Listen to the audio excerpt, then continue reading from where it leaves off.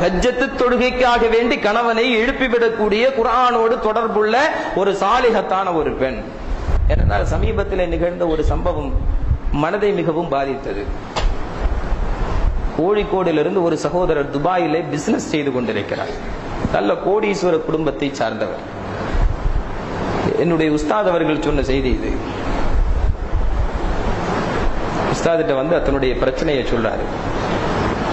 துபாயில பிசினஸ் இருக்குது, அந்த பிசினஸ் அப்படியே இந்தியாவுக்கு கொண்டு வர்றாரு. அல்ஹம்துலில்லாஹ் பொருளாதாரத்தில் மிக தன்னிறைவு பெற்று நிறைய சேவைகள் செய்து கொண்டிருக்க கூடிய ஒரு சகோதரர்கள் என்பது மட்டுமல்ல, நல்ல தீனியத்தான ஒரு குடும்பம், நல்ல உம்மா, அழகான தீனியத்தான தஹஜ்ஜத் தொழுகை உட்பட எல்லா தொழுகைகளையும் தொழுவது மட்டுமல்ல, தஹஜ்ஜத்திற்காக வேண்டி கணவனை எழுப்பிவிடக்கூடிய ஒரு சாலிஹத்தான ஒரு மனைவி.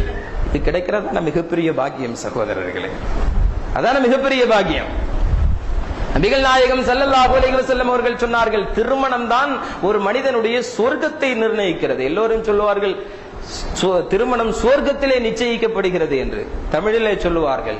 அதுவல்ல சகோதரர்களே, திருமணம் தான் ஒரு மனிதனுடைய சொர்க்கத்தை நிச்சயிக்கிறது. குடும்ப வாழ்க்கையில வெற்றி பெற்றுட்டா இன்ஷா அல்லாஹ் சொர்க்கத்துல உயர்ந்த அந்தஸ்துக்கு போயிடுவான். நல்ல குடும்பம். அம்மா சொன்னாங்க, ஊர்ல இருக்கிற நல்ல ஒரு பெரிய வீடு, பாப்பாவினுடைய சொத்து.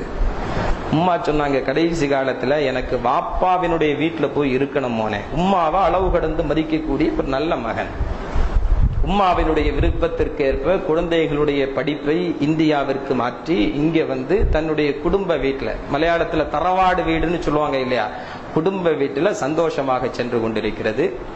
தொழில் விஷயமாக அடிக்கடி துபாய்க்கு சென்று வருவார். அவர் சொல்கிறார், மாதத்திற்கு 2 முறை கண்டிப்பாக நான் ஊருக்கு வந்துட்டு போவேன். அழகான என்னுடைய குடும்பம் மிக சந்தோஷமாக சென்று கொண்டிருக்கிறது. நான் என்னுடைய மனைவியோடு தினமும் டெலிபோனில் உரையாடி வருவேன். என்னுடைய வீட்டுல செல்போன் கிடையாது, லேண்ட்லைன் மட்டும்தான்.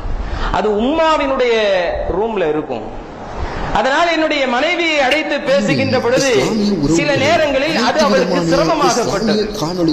உம்மாவுடைய ரூம்ல லேண்ட்லைன் இருக்கிறது. சில நேரத்தில் கணவன் மனைவிக்கு மத்தியிலே சில விஷயங்களை பரிமாறிக்கொள்வதற்கு இடையூறாக இருந்தது. அதனால நான் ஒரு செல்போனை வாங்கி கொடுத்தேன். நல்லா கவனிக்கணும், தஹஜ்ஜத் தொழுகைக்காக வேண்டி கணவனை எழுப்பிவிடக்கூடிய குர்ஆனோடு தொடர்புள்ள ஒரு சாலிஹத்தான ஒரு பெண்.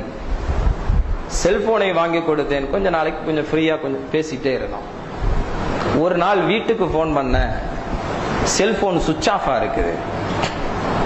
திரும்ப திரும்ப திரும்ப அழைத்தேன், செல்போன் சுவிட்ச் ஆஃப் ஆகவே இருந்தது.